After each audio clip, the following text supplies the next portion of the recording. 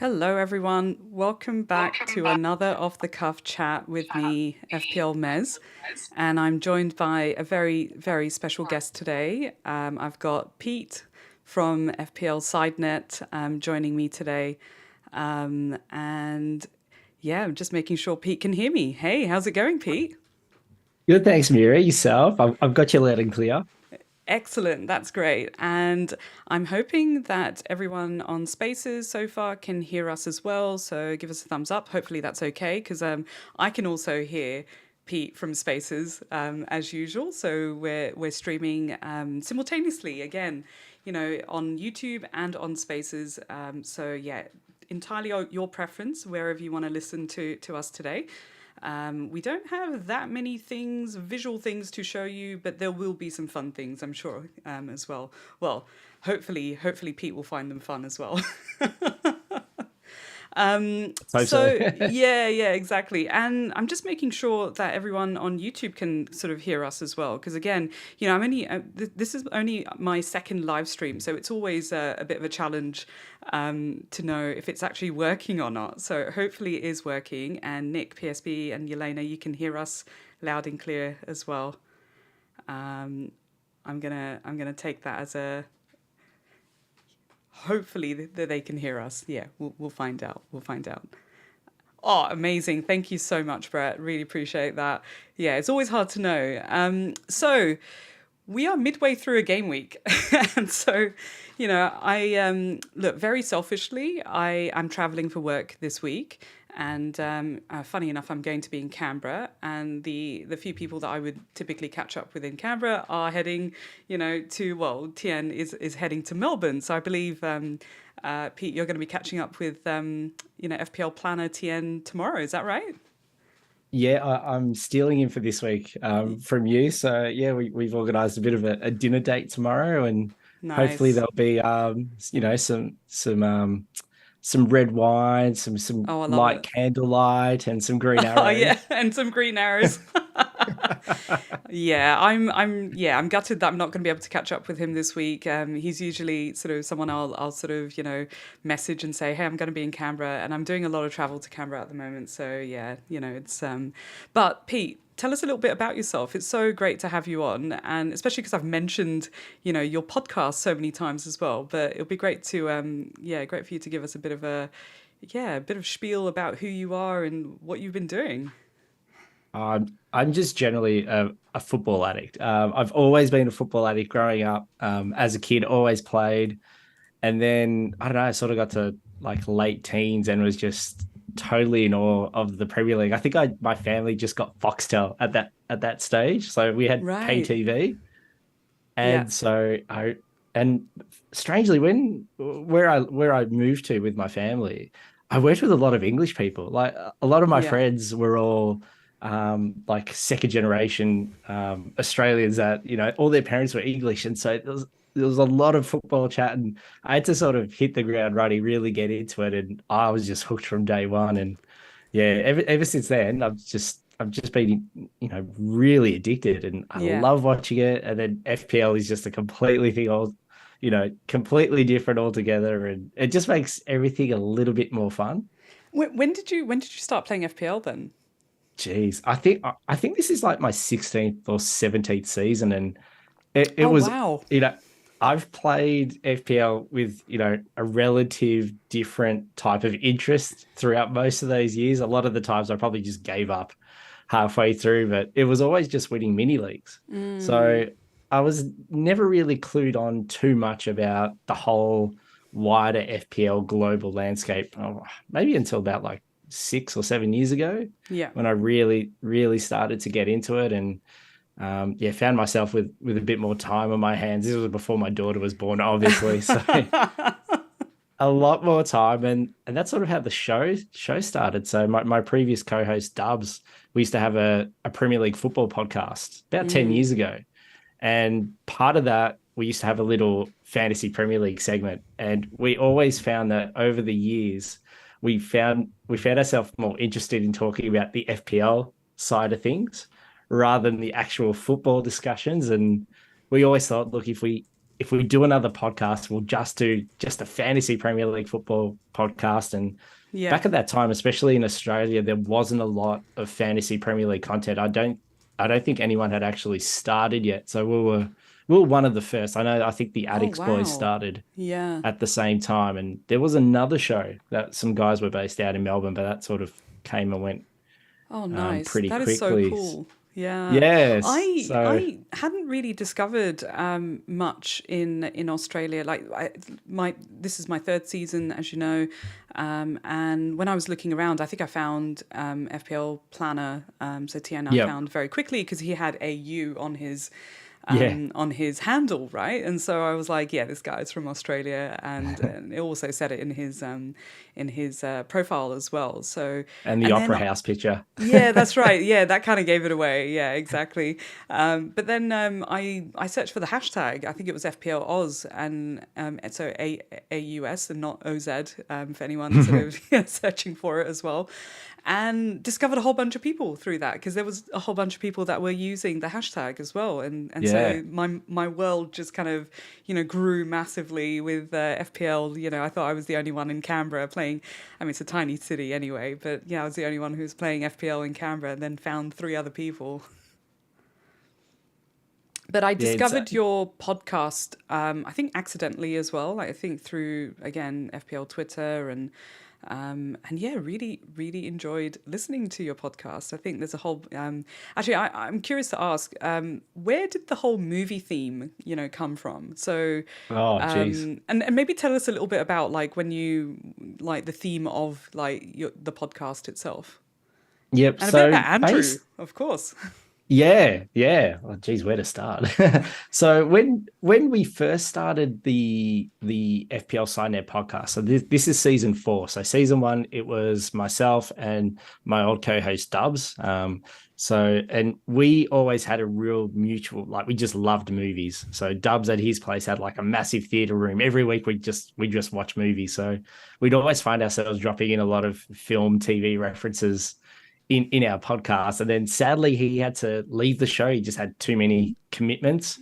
And it sort of left me on my own for, I finished off that first season recording solo.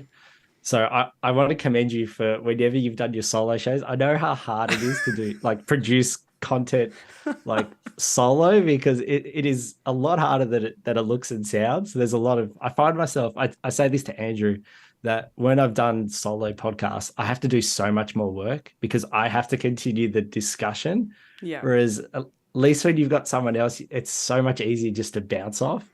But I'm getting a little bit sidetracked. So yeah, basically I did a season and a half by myself, and I sort of was trying to find a different angle. There were so many great FPL content podcasts out there. Yeah. And I thought, maybe my angle could just be sort of linking something to film. So that's when I started to do the title of every podcast had, sort of a funny film reference, and I'd sort of try and link that into something that happened that game week. But really it was just to sort of pad out a good 5 minutes of the podcast when I was doing it by myself. Yeah. It is. You know what? It is really hard. It is really hard to. I also realize that I do talk to myself a fair bit. If I'm on my own, I'll be having a very conversational sort of chat. Oh, should I do this? Or maybe I should do it this way. Oh, actually no, that's a terrible idea. And so having this conversation, and sometimes I have to admit, when we've had ridiculous o'clock deadlines for FPL, and I think we've got one coming up, right? Because it's a Friday deadline in the UK. We certainly do, and it's what 4 a.m. for us, or 4:30 a.m. Not sure. I think something like that. 4:30, I think. Yeah. So I before I go to bed, I'm sort of sitting in bed, because I'm not going to wake up at that time. I'm just trying to work out, what do I, what am I going to do now? It's a terrible idea, and just have a little conversation with myself, which is why this is really handy to do when I've done the solo one, because I can just chat, and it's the type of conversation I'd probably have with myself. I think my therapist would probably think that I'm going crazy, but no, I think it's a healthy sign that if you can have that chat, but it is really hard. And last week was the first time that I did a recorded video, and it's been so nice to be doing the spaces. And so for those of you that have tuned in for the first time, this started as a very sort of quick and easy way for me to chat to the community about what my FPL journey, basically, what I'm thinking about doing with my moves, and just ramble. And it is supposed to be very much off the cuff. I think I had someone the other day ask me, what does off the cuff mean? And it's like, well, unprepared and not, just kind of, on the fly, basically. And that's what they've been so far. And so I think this is like video, it being a stream, it's video, I don't know, 12 or 13 or something like that. But I've very much been enjoying the conversation, with the community. And when I've done it on Spaces, I can see everyone's reactions on Spaces. Yep. And obviously when I'm talking on Spaces alone, it's very much one-sided. And when it's one-sided, it's like, oh, okay, give me a reaction of some sort. If it's a heart or a thumbs up or something, you're there, you're listening, and you're engaged at the very least. And then I thought, you know what, let me see if I can just capture the video and just grab the screen from my phone and see if I can just chuck it on a YouTube video or something like that. So I'd been recording them, and it's very sort of smooth, and I kept it very low fidelity, low maintenance in sort of doing it, and very much like impromptu. I think there's been a couple of streams where I decided to do them 2 or 3 hours beforehand or an hour beforehand or something like that, judging by the week I'm going to have or whatever's going on. But it is really hard. And so last week I did a recorded one for the first time, and keeping it in the theme of off the cuff, I did it in one go. So I actually started the video several times where I totally fucked up what I was going to be saying. So I started with saying, welcome to blah, blah, blah. And then I was like, oh, what the fuck am I saying? That sounds awful. Let me start again. And I must have done that about 3 or 4 times, like at least 4 or 5 times actually, before I got past that first 30 seconds. And then I'm like, oh my God, I've got past the 30 seconds. I've got to keep going. And so I just kept chatting and thought, you know what? This is working. I'm just going to record this. It's fine. Everything is fine. And so I managed to shoot just record the whole 22 minutes, which was very hard, mind you, like keeping it down to 22 minutes. I managed to record 22 minutes in one go, and fuck, it was hard. It's really hard because I had nothing, like no engagement back, right? So I ended up grabbing my stack of Post-it notes and drawing a smiley face on there, putting it near the camera. And so I had a smiling face looking back at me. It's one of the hardest things to do. So, you know what? Kudos to anyone who's recording videos and then putting them up, because I don't know how many takes you do, or, how many times you give that a go. But I found it really challenging. It's just nice to just hit record and press play and just go for it. But it was nice to just do one hit and just record rather than trying to... and I can't script. I'm the worst at sort of looking at notes. Whenever my business partner's giving me notes for like something, like a talk that or whatever we're doing, and here's a couple of things that we should say, I'm like, okay, no. And I just put that away. Throw it out.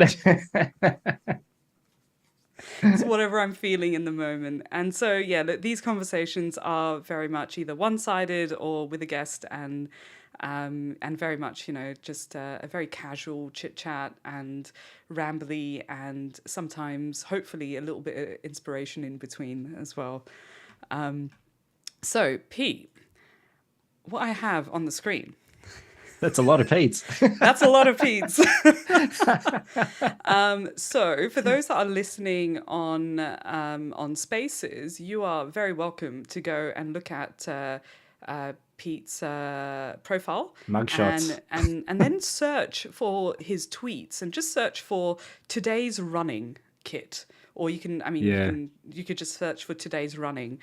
And I have to admit, Pete, I absolutely love the running kits that you've been sharing. And actually, before we jump there, I just want to say a huge thank you to everyone that's turned up on YouTube as well. Brett Shake and Bake has mentioned that the Aussie community is one of the best in FPL, despite never having been to Australia. All the Aussie accounts I know are great people. Thank you so much, Brett. That's really kind of you Thanks, to Brett. say. PSB Planner, hey, great to see you.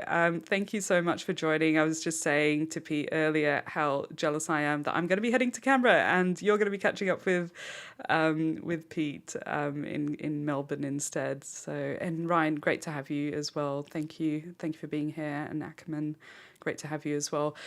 So on the screen, I've got Pete's running kits, and can I just say, every time you post this, I'm so jealous because I actually wear. I've got a lot of football shirts as well, but I wear them Yep. for tennis. Okay. And I don't have the collection that you do, but I'm just going to start just scrolling through this. Tell us about where this inspo came from and your love for all these football kits. Oh, honestly, I've been obsessed with football kits for quite a long time, but mostly just so my background is I work in graphic design, Yeah. and there's just been something about like sports branding and the commercial aspect of that, and that sort of led to football kits. I've always just been completely obsessed with football kits, and I don't know, yeah, I just sort of strangely found myself collecting them like years and years ago, and then you buy one, and then one leads to two, and Yeah. it just rolls on. And yeah, it got to the point where I was just, I know, honestly, I can't. I think I bought 30 last year alone. So What? it's an Wow. expensive habit. I think maybe cocaine might be cheaper, so I might have to look at That's what more I do than, moving forward. yeah, that's like more than one every fortnight. Like that's like Yeah. every 3 weeks pretty much. Yeah. So yeah, Whoa. there's quite a few, but also once I always played football, and I stopped playing when my daughter was born about 5 years ago. And so I found myself just really struggling to do something like physical.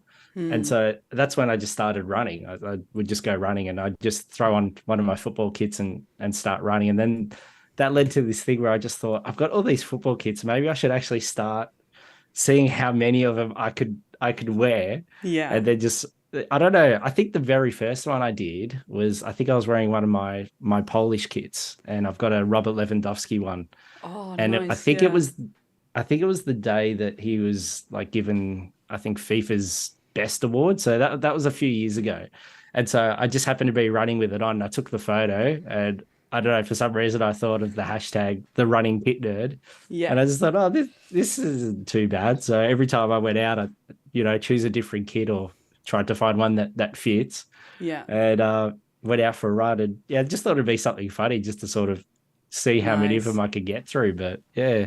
I love them. I love them. I've just got like one of my favorite ones that you've got on there. That you've got on. It's the Lego one. The Um, Lego one, yeah, that was a yeah, birthday yeah. present. That's so good. I really love that. It's such a nice kit. And then the one under, like, I was just like, I need to. You know what? I totally forgot while I was in the UK to try and pick up the Richmond kit. Yeah, Basically, that that is one so was a good. So you nightmare picked to that get one hold up. of. Yeah, Yeah, exactly.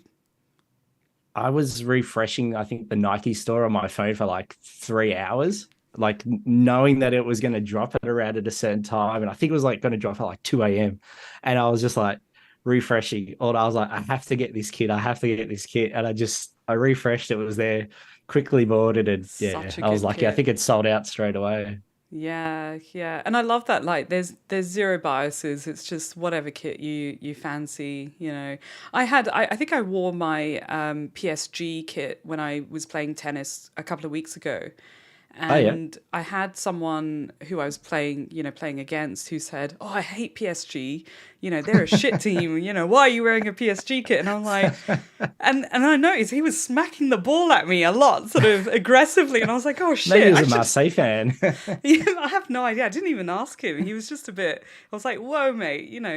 Take it easy." But yeah, his Yeah. forehands were brutal coming at me. But I was like, "I'm not wearing that PSG kit again."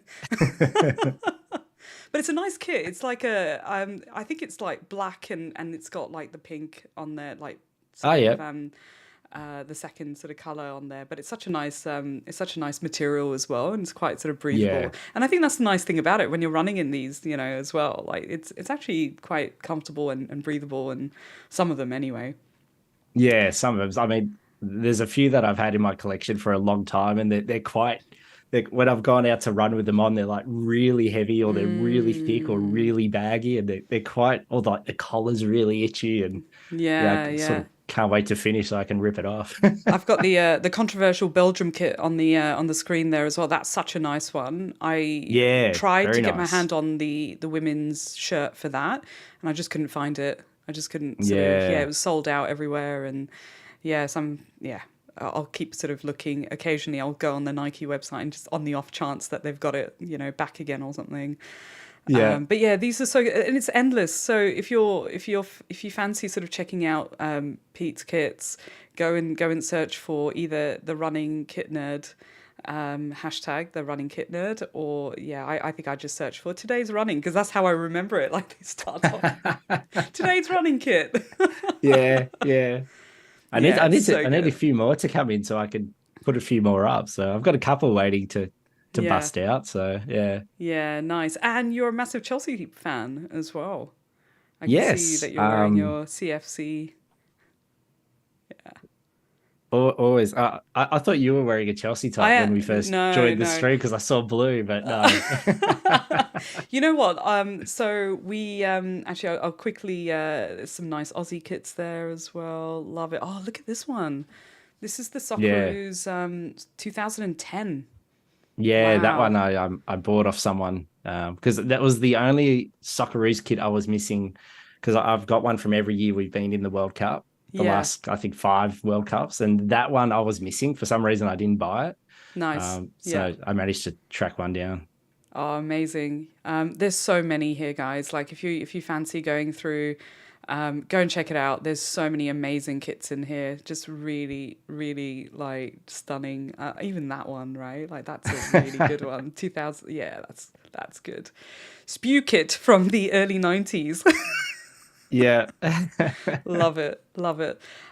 So I'm gonna chat a little bit about the social that we had on the weekend. But Pete, obviously we finally sort of met each other at the FPL social that was held in Sydney, and it was amazing how many people turned up from different parts of, parts of Australia. I think mostly around that kind of Melbourne, Sydney, Canberra sort of region, and I think there were a couple of people that came in from sort of like outskirts and so forth. And yeah, I was just amazed because it was the first time that I was exposed to like the FPL community in person as well, and it was so yeah, lovely to meet you, in person, as well as like I'd met sort of TN previously, but it was nice to sort of have.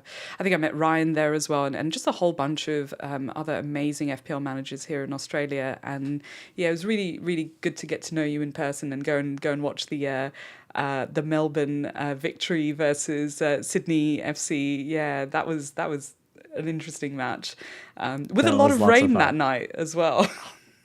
I'm honestly to this day I've never experienced rain like that before. I know I have this running joke with my friends here in Melbourne that whenever there's something like big on in Sydney, it's always raining.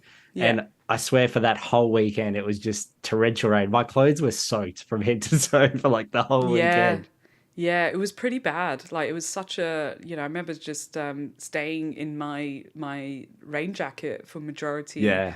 of that time. It was just yeah, it was insane. But obviously we went to Cheers, afterwards as well to catch some of the late matches. And it's that's the other annoying thing, right? Being in Australia and sort of as soon as those clocks change as well, the matches are on at like stupid o'clock, and obviously we've got a deadline that's coming up at a ridiculous hour as well, and it's really really challenging. I think like a lot of people complain about like deadline times and stuff like that, and sort of locking in a couple of hours early, and then the leaks and all of the shenanigans around that. People like us are like sleeping through all of that. Unless do you wake up actually for the early morning ones? Now that things are a bit more calmer, especially post COVID, I mean we've been a bit lucky that I think the first 3 or 4 game weeks was Friday night kickoffs in the UK, Mm, which was that 3-ish 3:30 yeah. deadline, and I I I don't I didn't stay up for that first one, so I missed out on the John Stones news, which Yeah. is really annoying. But it was much harder during the COVID years because do you remember when we were coming up to deadlines and we weren't even sure if games were going to kick off? I remember Yeah. waiting. We were getting notifications about games getting called off like a couple minutes before the deadline, Yeah. and Yeah. yeah, just having, That was ending up burning transfers because, yeah, I remember there was one specific week I had rolled my transfer, so I had two, and my plan yeah. was to get Ollie Watkins. I think they were playing Burnley, Yeah. and it got to like 2 minutes before the deadline, and I fell asleep on the couch. It was like 1 o'clock in the morning, and then I quickly woke up just after the deadline had passed, and I'd seen the message flash up from Aston Villa that their game was going to be called off because of COVID. And I was like, Oh. And that's the you thing, can't like you win. just can't you can't do anything about that, right? Like there's just very Yeah. little, very little you can do. And even watching the matches, it's really challenging. And so, this time round, so the first photo I've got up actually on the screen is the previous, Sydney sort of social meetup that we had back in May. I think it was just after the end of the season, and it was so good to just put it out there and after sort of catching up with folks in Canberra to be able to do something in Sydney.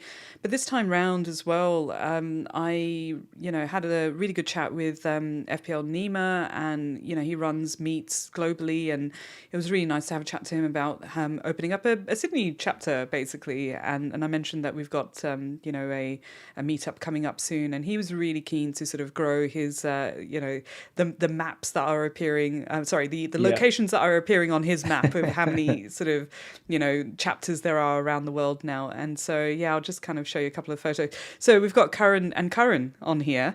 We discovered that like it's not a super common name here in Australia, but especially in the FPL sort of in Australia and in Sydney. But we had two Currans who turned up, so it was nice to get a photo of them both. And you can see Andrew over there, and and we got just a couple of the other guys as well. But it was a really good meetup, and we had I think in total, and it was really hard because the pub that we're at, so Cheers, is actually a Liverpool fan pub as well, and so it was packed, and we got there, I thought, relatively early, from when the kickoff was going to be, and it was packed out completely, and we had to scatter between like two or three sort of spots where we could find space, and then try and kind of grab a table because people were having dinner and we were hoping that they were leaving. And that's the problem, like when the kickoff is 10:30 p.m, it's difficult to get there really early and then stay on till like early hours of the morning as well. So huge shout out to the FPL community over here in Sydney who turned up, like early and stayed on till, after at least the Liverpool match. And then there was a bunch of us that sort of carried on as well. So, there was some Big night. really good winning. Like I think when Salah's pen went in, or I think it was Salah's pen. I'm not sure. Yeah, there was some really good videos that were taken. I think Andrew managed to grab a video, and then this was right at the end. So by the time like we got to the end, we lost a few people along the way, and then there was only a bunch of us left at the end there. But yeah, we had such a great time, and I think by the time we hit the Newcastle and the Man City matches, and they were late, like they were 2:30 I think this time. There was four of us, and I was like, my throat was killing me because we were shouting so much. It was so like packed out, and we couldn't hear each other. We were shouting on the top of our voices, trying to have a conversation. It's like, what on earth were we thinking, trying to have a conversation, a civilized conversation. And so I had to go, and I had to start on the whiskies basically to soothe my throat a bit. The old No. remedies. Yeah, exactly. I was like, oh, do you have brandy? And I was like, nah, just give me the top shelf whiskey, please. I'll have that. Yeah, it looked like a fantastic meetup, and I was talking to Andrew beforehand because I was so jealous, and I'll say to him, oh, you guys are gonna have the best time, and because I remember how much fun I had last year when I flew up to Sydney for the social last year, and like you said, we do have a really good community here in Australia. Everyone is just really nice, and I just think generally most people don't really tolerate people that are mean or rude anyway. So the people that come Yeah. together are people that really want to be there and just generally hang out and talk about football. But yeah, just it's really great to put faces to avatars. Yeah, and Yeah. it's funny because we consume all this content, and there's just so many great content creators here in Australia, but it's great to actually like converse with them and meet them in Yes. person rather than just hearing their voice like a couple times a week. And yeah, just really getting to know people, like people behind the show. So everyone's just a normal person. We just Yeah. all have the same like fascination about football. Yeah, absolutely. And it was just so nice that everyone, turned up. And I think when we were doing the final sort of numbers, we were trying to work out like how many people are we going to have. It would be nice if there was, a bit of a crowd, and we did. We had a really good number of people. And I think the challenge was always going to be that we were having it to watch a match as well. And so the last one that we did, we just had a weekday that we picked, and it was after work basically. And so, having a nice, and it was, gorgeous weather that day as well. So we found a nice rooftop bar in Surrey Hills in Sydney, and just I think we were there from about 5 p.m. or 5:30 p.m. or something, and then you can go into the evening, right, and sort of enjoy your evening and still sort of get back at a reasonable hour after the meetup. So yeah, I think we're going to try and squeeze in a Christmas one before the end of the year, of course.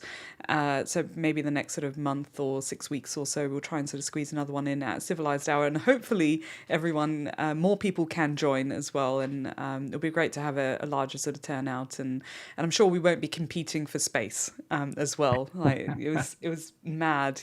I was in my element because obviously I'm a Liverpool supporter, and there's a couple of us that were Liverpool supporters as well, and so yeah, it wasn't too bad. But I have no idea how the rest of them sort of felt being supporters of other teams. Well, Andrew had sent me a photo during the night because I asked him how it was going, and Andrew. For those that don't know, Andrew is my co-host on the Side Netting podcast, and yeah, Yeah, he that's was there, Andrew. and he Yeah. is really tall. Yeah. Oh Um, my God. Yeah. yeah, I've got. Look how tall he is. Like, yeah, I think it should come up on the screen soon. There you go. He's so yeah, tall, and I was trying to take a he's really selfie, and I was tall. like, Andrew, you need to just Squat. hunch down. And he sent me a photo of this guy that was literally blocking this screen, and the guy standing in front of him was even bigger than him, and I was just like, Yeah, he how was big is tall. that dude in front of you? Yeah, I was like, I think I had Andrew behind me, and so I was like, "Oh, guys, can you see?" And they were like, "Yeah, yeah, we can see." I'm like 5'5". I'm not even that tall, right? And so I was like, "Are you sure? Are you sure?" And in front of me, like just off to the side, I've got this other giant in front of me as well, and I'm Yeah, like, "Shit, man, this is gonna be hard." yeah. But yeah, no, the guys were really looking after me as well that night, because it was a bit sort of chaotic in there as well. But yeah, great social. Sad to not have more people from other parts of Australia there as well. But hopefully, look, I've got tickets to the Aussie Open, so yeah, I'm gonna keep. I've got day tickets on the Friday, and I'm doing the night matches on the Thursday. So I've got the women's semi-final, and then I've got the men's semi-final during the day. So I've got Friday Yep. night free. So maybe we'll try and sort of Melbourne chat to meets. the Melbourne meets. Yeah, because you've Yeah. got Matt Day as your chapter lead over there for Melbourne meets as well. So There we shout out go. to Matt. Yeah. So yeah, we should totally do something. Um, 100%. Before we talk FPL, we're getting closer to it. I was just gonna share like one of the highlights of my season. Last season was to be part of your mini league as well. So the FPL Side Net mini league, which was such a battle last season with It Stu. was. It was like up and down, and Danelle as well. Like just I think between a few of us, it was just kind of constantly up and down there. But yeah, I was just over the moon. Like it was only won by like 4 points there. So yeah, It was tight. it was tight. It was really tight, but it was one of the highlights of my season. Winning your mini league, and yeah, so yeah, thanks for having your mini league as well. I'm doing terribly this season, so not much to add to that other than when we jump into our teams a little bit. You're doing better than me. Yeah, borderline. Maybe. I don't even think so. Don't even think so, Pete. So how is your game week going? I've got your team to share as well. So this is obviously Yep. we've got one more game to go. But yeah, how's your game week been going? And tell us about a little bit about the moves that you made going into game week 9. And have you already played your wild card as well, or are you due to play your wild Yeah. card?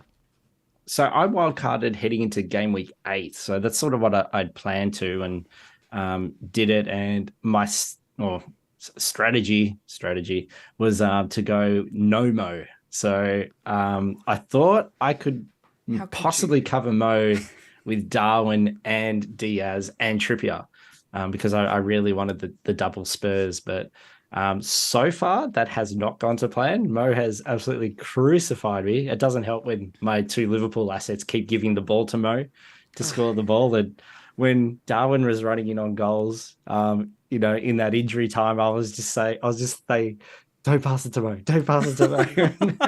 The minute he passed it, I was just like, oh God, that's going to crucify me. But look, I'm not really kicking myself about.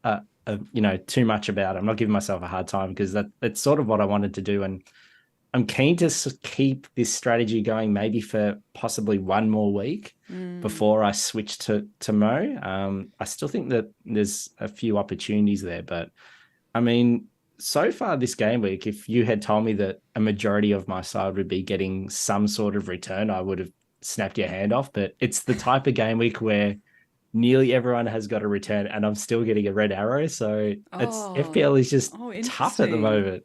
Yeah, okay. Yeah, but you've still got 3 players to go, right? Like, Yes. that's a couple more than, what I've got left, for sure. And obviously Fulham is a really good fixture to look forward to as well. But yeah, it's definitely been an interesting game week. As you know, I wildcarded, and Yes. actually with your wildcard, how many weeks did you sort of try and plan ahead as well? Like do you typically, like, in terms of the type of manager that you are and your style of play, are you sort of, plan ahead, like far ahead, or, how does that sort of typically work for you?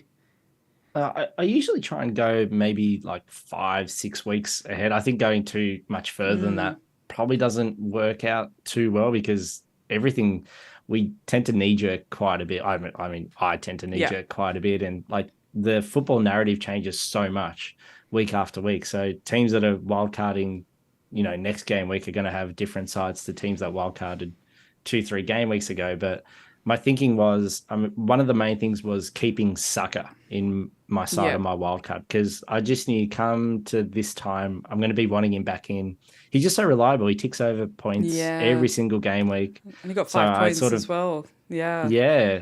So I just sort of, I took the short term pain of keeping him for that blank when he missed out last game week. But now that we're heading into this Sheffield United game in game week Mm, 10, I'm very happy that I've got him there. But yeah. yeah, I've sort of been planning to possibly get Mo Salah back in a game week or two. Mm. And there's a way I can do that without taking any hits. But yeah, I'm heading into game week 10 with 2 transfers and a Oh, that's whole, brilliant. Yeah. yeah. So I think after this game week, I might remove Heung-min Son for Oh, maybe a okay. Brighton attacking asset, like maybe getting Matoma back into my side because the Brighton fixtures are starting to turn, and it Mm. also frees up a lot of funds that can allow me to upgrade Diaz up to Salah. Yeah. Yeah. No, that's Yep. fair. That's fair. And yeah, and the thing is, like, I really liked, like, Diaz played all right on the Yeah. weekend, and he's a really good pick, and Darwin as well. Like, you're right. Like with Mo, I had him for a couple of game weeks at the start of the season, and I transferred him out because I got a little bit impatient, and I was thinking Mm, about he's 12.5 mil. I could spread those funds and still try and sort of get some returns there as well. But he's just been very much like you say, just ticking along, right? And so that's probably one of my regrets, that I did transfer him out when I had him in the yeah. team, and so look, I brought him back on my wild card. But I really like your team though. Like going into, like, if you look at this game week that we're in, I mean, you've got three players to go, and it's And I think I saw someone had tweeted earlier saying the combination of players and sort of the effective ownership of that combination. And I think the combination that you've got, so Porro, Maddison, and Son, for those that are listening on Spaces, that combination is only 25% owned. And Okay. so, yeah, that's pretty good. So, yeah, good luck. Fingers crossed. Yeah, fingers crossed. Yeah. Well, it's more than what I've got in my team anyway. What's left anyway, like with who I've only got Maddison left in my team, but I really like your formation. Doing 3-4-3, and obviously you don't have Salah there, but you've got Watkins, who is going into his excellent fixture run soon. And Darwin, I mean, it sounds like you're going to hold on to Darwin anyway. I think so. Yeah, like I actually think Darwin's going to start against Forest as well. So Yes. yeah, you've got a really good team there. So my team, I'll just get that up on the screen. I'm trying to not sort of think of it as my wildcard's gone well, yay, I'm on 80 points, and I'm on a green arrow at the moment. It's about a 40% or so green arrow, which I'm really happy with, given that I've had back-to-back red arrows, up till now. And yeah, but look, one game week is not a good judge of a wild card, right? And so I have to kind of like just remind myself that yes, it's gone well, and the couple of the picks that I made, like especially with Bowen and Gordon and Simicast, very last minute sort of transfer in of Simicast. I actually to and froed on that. Like the Simicast pick, I was ready to bring in Gahey into my team, and he would have been benched anyway, and I would have played Gabriel, but I don't know. I felt like this was like the perfect opportunity, to bring in Simicast, and I think I was chatting to Tien as well, who was saying, why don't you just bring in actually he said something along the lines of, why are you banking in so many transfers? Or just questioned why are you banking in so many transfers? And I think that's a nice thing about this community and people that we chat to on a regular basis, especially in our group chats and things like that, where you can have very open and honest conversations and occasionally tell each other, like, what the fuck are you thinking here? Like, just why are you doing that? Why are you wasting time? Or why are you wasting a transfer there? So he was like, you're banking an extra transfer, why don't you just bring in Matoma now and hold on to Gordon as well? And so I had a look, I had a bit of a play around, and I think the 4.4 mil Simicast just made the tiny bit of difference there. So I took Saka out. So I did the opposite, of what you did, which is holding on to Saka. I decided, I'm going to get rid of him because I don't feel super confident about him, his minutes or how he's starting, and all of that. He was still flagged as well when I was going into the deadline, and so I brought in Bowen, and I'm glad, even though Saka returned like with 5 points, Bowen getting that cheeky goal, which I wasn't sure if he was going to get. Was it on target? Was it off target? I don't know. I'll give you the benefit of the doubt. Yeah, I thought it would have come up as an own goal, but yeah, they gave him the goal. It tends to be whoever FPL Towers have in their team, I think. So they must have a Bowen in their team, so it's definitely on target. Yeah. I was genuinely surprised, but very happy as well. And so we were at the social when the City and the Newcastle matches were on, and I think they were the only two matches that they were showing at the venue. And we weren't really watching the matches by that point. We were sort of like vaguely keeping an eye on the score, and occasionally I was just like, oh, Gordon, yes, that's great, just celebrate there. And then Haaland only getting like one goal and I think a couple of bonus points it was great, but not enough when you think about the Salah captainers as well. Yeah, so the Gandhi thing didn't quite sort of come into play this time, hey? No, King Mo is too powerful for the powers of Gundy. It's proven to be, but Heung-min Son could not do it the previous game week, but of course Mo Salah. And we've almost seen Mo return back to that explosive best now. And one of the key attributes that we've seen from Mo Salah throughout all these years of of Premier League football is his ability to just hoover up FPL points even when he's not having a good game. That's why he was such a, almost like a permacat for, a couple, pre Haaland times, Yeah, back when we all pre-Haaland used to times. captain. Yeah. There was a time, people, before Haaland. But yeah, Salah would just have this insane ability to just maybe not play that great, but finish up with a couple goals, which is exactly what he did on the Yeah. weekend. And we always talk about, we want those assets in our side that are going to deliver. They're on penalties. They just have all these different ways to get points. And yeah, he's just rising every single week. So he's just sort of started off ticking over every week, and now that explosiveness is coming back, and Yeah. it is punishing for people like myself that don't have Mo. But to those that have, well done. And if you've captained him one or two of the previous game weeks, it'd be just a tremendous thing for your sides. Yeah, I couldn't agree more. I think there's been a few people that I've seen, at least on my timeline, where they got rid of Haaland and brought in Mo for game week 8 wildcard.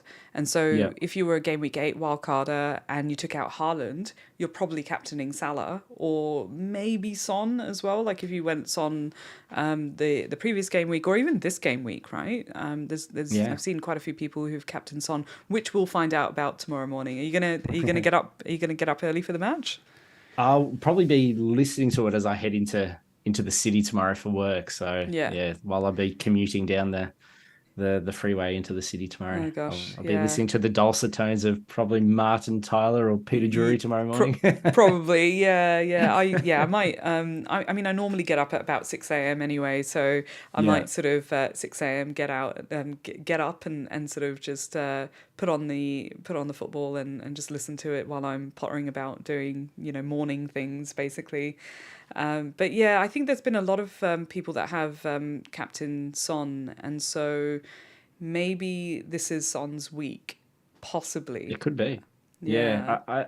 I think the way Fulham probably play into Heung-min Son's hands a little bit with, Fulham trying to play a bit more adventurous, pushing up the pitch and leaving that space behind. And if anyone can pick those pockets of space, it's Heung-min Son and Ange Postecoglou. Like it's sort of coming up with a wild plan there. So yeah, it's if you are Sun captain, you're probably licking your lips ahead of tomorrow. And yeah, I think there's going to be a lot of points on the horizon. Yeah, definitely. I'm just going to say a bit of a shout out to the chat as well. So, got Peter, Paulie, Quinton. Hey, great to see you. And Matt, great to see you as well, Matt. PSB just said those who got rid of Haaland, Captain Mo for 2 consecutive game weeks. That's 60 points over there. Mental swing. Yeah, That's more that's points than I've huge. got this season. 60 points. Yeah, that is mental. Yeah, I got rid of Son. So I had Son in the team, and I brought him in last week as a sort of 1 week kind of punt, and I guess like I could have wildcarded game week 10. My team wasn't that bad. I did Yeah. started doing a bit of a tally, like it's one of those things, when you play your wildcard, you're like, oh, what would have my non wildcard team have done and managed, and I haven't got it sort of somewhere where I can share just yet, but I did this thing. I don't know if you can see that there on the screen. There you go. I'll just put it up for anyone who's watching. So what I did was I had my transfers, and on my transfers I had all the players that I had and who I transferred out, and so on my phone I started writing with the pen option on there. I started writing. Okay, Darwin got 4.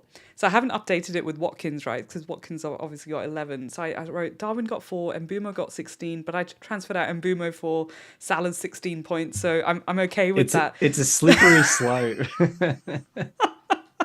It's just I painful. know, I know. It's such a bad idea, but I'm winning so far. So It's far, good. I am winning. I think Son is going to be the decider. But I think Watkins's 11 points and Bowen's 8 points have definitely made my wild card, at least for this game week, pretty damn worthwhile so far. So let's see what Son does. But yeah, I was obviously hesitant taking out Saka and Foden as well, like especially with Brighton.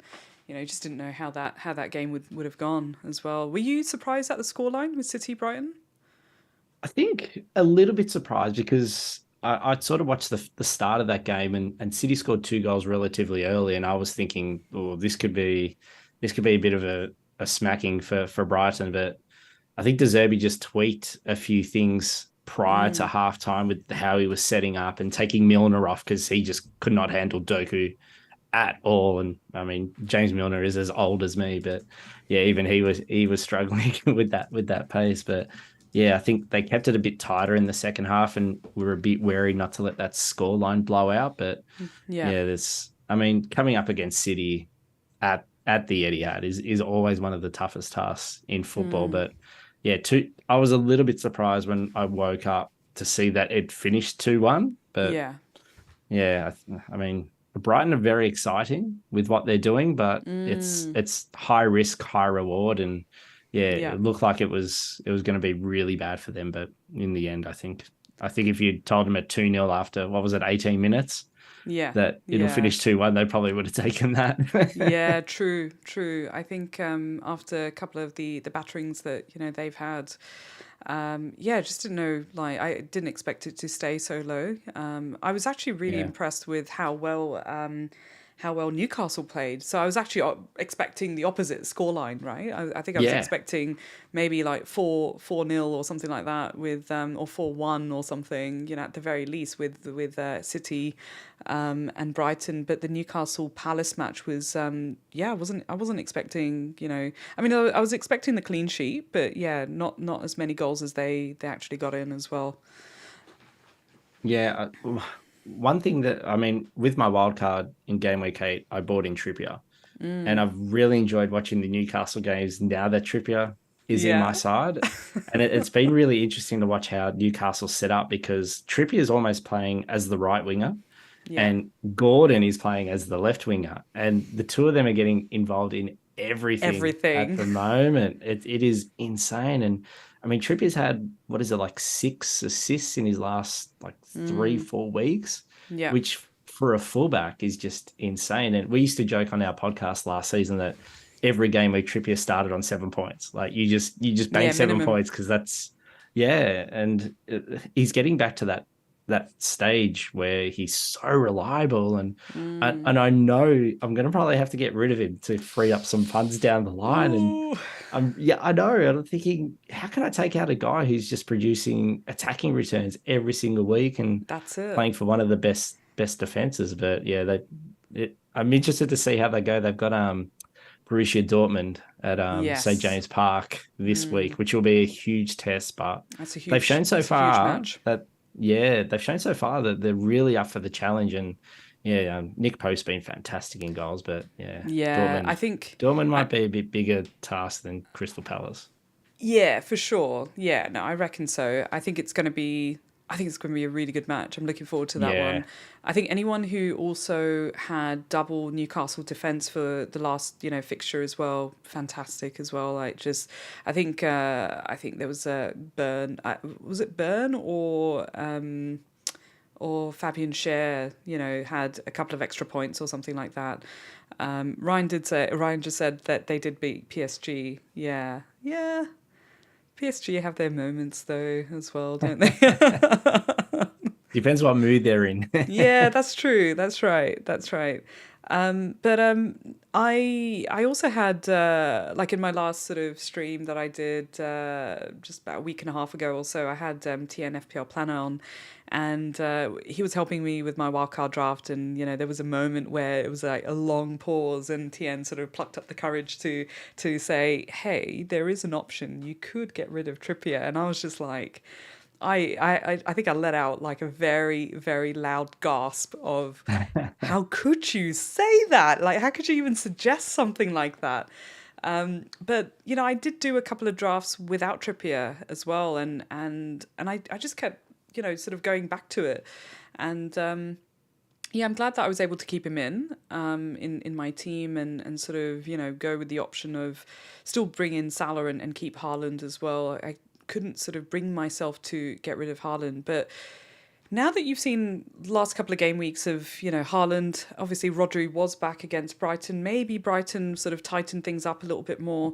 How are you feeling? Like, what's your sort of, I guess, knee-jerky kind of reaction to the City guys, like City players at the moment going into the next couple of fixtures? Yeah, it's City have been. I mean, we talk about City like there's an issue, but they're still up right at the summit of the Premier League, and we've just been so conditioned to seeing them week after week, just rack up the bodies, just get the points, just get the goals. And I think because the Haaland set the bar so high last season, we keep comparing him to that. Yeah. But his numbers are very impressive. And I know last season he outperformed his XG. And what I really liked in the Brighton game was the goal he scored, just taking the first chance he got, just hitting it from outside the box and tucking it away. And that was, something that we used to see a lot from him when he was at Dortmund as well. And last season when he was flying, he was doing that all the time. But I think Rodri back is a huge difference. He just makes that team tick so much. But this City team, I think they're still trying to find their way because it's so hard to lose big players and personalities like, Mahrez, Gundogan, Kevin De Bruyne. Like those three guys were almost in their starting 11 every single game week last season, and now they're not there. We know KDB will come back, and we're talking about one of the best midfielders in the world. And so you take those, any side losing, almost three of their best players would struggle, but they're still ticking along. And then at the same time, introducing someone like Doku out on that wing and putting pressure on Jack Grealish. But I think the biggest issue is Phil Foden. Every season we think, this is going to be Phil Foden's year, and then it's just not working, is it? Yeah, I managed to get a couple of points from him. I don't think there were many. I had him for a couple of weeks, and I think I got an assist and a goal or something like that. I think it was a Walker assist and Foden goal. A couple of weeks ago, or a couple of game weeks ago even, and I was mostly satisfied with that. I think he's been priced a little bit lower this season anyway. Generally sort of okay with that, but just not really feeling it at the moment. And, if we talk about Alvarez for a moment, Alvarez is just, returning like week after week even when Haaland isn't, right? And so, it's hard not to kind of think I think like we keep hearing the word essential. Who is any player ever really essential? And a lot of, FPL managers in the recent sort of, wildcards and probably thinking about it for, game week 10 as well, of going without Haaland. What's your thoughts on that? Because I'm going to go back to your team. You've obviously kept Haaland as well. Yep. Yeah. Did it cross your mind to get rid of Haaland? To be honest, it never crossed my mind to get rid of Haaland. So, everyone plays FPL very differently. I really enjoy watching as much football as I can, and especially watching City because they're the best around. But if I had to watch a City game without Haaland in my side, let alone not captaining him, I don't think I'd be able to handle that stress. I don't think there's a couch big enough at my house I could hide behind. So I think it comes down to everyone's personal risk appetite. Like if you're the type of person that, it's not going to phase them too much, then Alvarez is a great substitute. He's half the price and, scoring just the same amount of points. But personally for me, I thought, look, Haaland's still one of those glue guys. He's going to be one of those guys that you take out of your side. You're going to probably eventually get him back in, and it's going to require a lot of surgery. So for me, it was easier. I felt more comfortable keeping him, especially with the Bournemouth game coming up on the horizon. So I can't remember if that's game week 10 or 11. Maybe it's game week 11 when they've got Bournemouth. Yes. Bournemouth at home. That's right. Yeah. Yes. So that's going to be a big game week. So those that are selling Haaland now, just maybe keep that in mind. And we might actually see Haaland get a rest midweek, because I think City are playing young boys from Switzerland in the Champions League. So maybe there's going to be an opportunity there for him to get a little bit of a rest. But Yeah. yeah, who knows? It's Pep. So, but yeah, personally, for me, Haaland was never a thought of getting rid of. Yeah. Yeah. There's some really interesting chat going on YouTube as well. Thanks, guys. And if you have any questions for us, please feel free to drop them in the chat. Same with spaces as well. If anyone has any questions, feel free to drop them in. I'm keeping an eye on both of them at the moment. But yeah, no, that's really interesting that you wanted to keep hold of Haaland. Obviously, I think those that brought in Salah and Captain Salah both game weeks because they wildcarded in 8 and took out Haaland are laughing, right? And so they're the ones who are, the winners, at the moment. But Son might be doing the whole hold my beer moment as well tomorrow morning. So let's see what happens. Let's see what Edge and Heung-min Son and Matto and Pedro Porro have in store for tomorrow. Yeah. Hopefully, they might be able to turn my game week around. Yeah. So that's probably a good time to have a chat a little bit around like from a knee-jerky sort of perspective. I try not to knee-jerk too much, but there's always like, when you watch the matches and you're, in our case, I don't know if do you watch all of the matches? Like, do you or do you just catch some of the highlights and watch the main matches that you want to, or goal rush kind of thing? Yeah, so these days I don't sleep much. I try to watch about 3 to 5 games live. Yeah.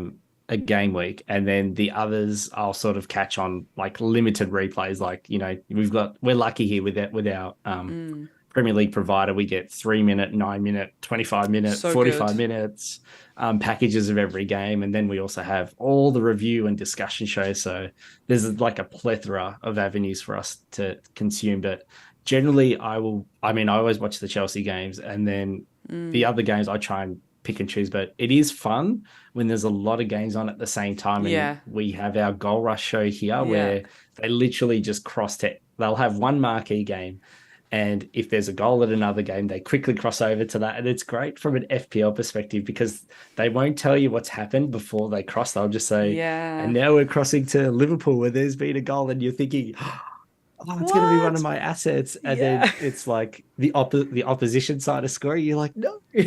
Oh, you know what the worst thing is? When it flashes up and it just says goal and they've not gone to it. And you're like, tell me now. Like, I want to know now. And like, I'm so impatient. I'm like, I have to stop myself from checking on the phone. I want to wait and see what it is. And there was a great... Sorry, go on. I was going to say there was a great moment about a month ago, I think, when Brighton were playing and Matoma came off the bench at halftime, and the games all started, and they said there's already been a goal at Brighton, and I didn't even know Matoma came on, and like I saw him putting the ball in, and it was like a couple of seconds after I'm like, this is fantastic. Oh my god, yeah, I had a proper fuck my life moment there because I didn't have him in the team, and I knew, like, when I looked at live FPL or something, I think when I brought that up, he was the player that had the devil, on there, where I was like, oh shit, I don't have Matoma.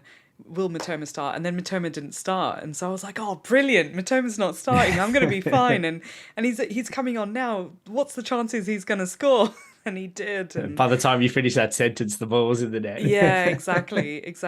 But I was going to ask you, like, with Goal Rush, because obviously they have one sort of key match, whatever the masses are like going to probably game. watch. Yeah, marquee game, right? Like, it's whatever, I guess, like, popular game or largest fan base. I'm not sure how they sort of decide that, but has there been any matches where you've sort of gone, nah, I'm not going to watch that on Goal Rush?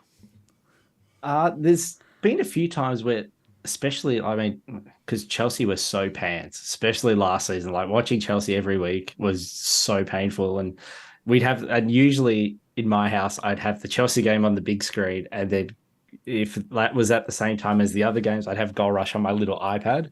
Yeah. But I was finding I was relegating the Chelsea game to my iPad because just seeing less of them was much better for my mental health, and having the Goal Rush show up on my large screen TV.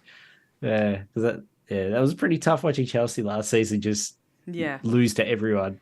Yeah, Great for yeah. everyone else, but horrible for me. Yeah, yeah. It's kind of continuing on this season a little bit, hey? Like, Joel, it's not It's getting been, a little bit better. yeah, a little bit better. Yeah, yeah. Yeah. How's it been for you as a Chelsea supporter, actually, watching, Look, honestly, I can't complain really because the last 20 years have been absolutely fantastic. There's Yeah, just that's so many fair. memories. And I've been lucky enough to go over there a few times as well. And last time I Nice. was there was when Chelsea they sewn up the title against Crystal Palace. Mm, And I happened to be there. And it was just one of those like bucket list moments where I got to see Eden Hazard put the ball in the net and we won the title that day. But yeah. you know, it's I keep reminding myself every night when I go to make a cup of tea and I use my Chelsea Champions of Europe mug from 2021 and it's got the team photo on there. And I think only Chilwell, Reece James, and Thiago Silva are left from that team, which is Yeah. only what 2 seasons ago. It's pretty hard to wrap your head around how a team Mm, could have peaked so quickly and then just deteriorated. But yeah. that No, probably leads it's. to a whole other discking about Oh, football ownership and management and yeah, recruiting. absolutely. Absolutely, absolutely. And I think, yeah, Yelena's just saying she did the same thing. Watching Chelsea was far too painful. Yeah, it was like that for Liverpool, last year as well. Last season, I really struggled, to kind of just constantly, and even on the weekend, I was like, will they keep a clean sheet? I'm bringing in Yeah. Simicast. I'm going to play Simicast, but will they keep a clean sheet? But taking a look at game week 9, as well so far, is there anyone that sort of stands out for you as a, like you feel like I wish I had him in the team? Any sort of knee jerky kind of reactions that you found yourself thinking, I think personally for me and my side, looking back from my game week 8 wildcard, yeah, I had the opportunity to get Actually, I'm gonna Salah go. in, and I'll go to your wildcard team, so everyone else yeah, can see as well. Yeah. so yeah, that was my wildcard team, which really hasn't changed because I rolled the transfer.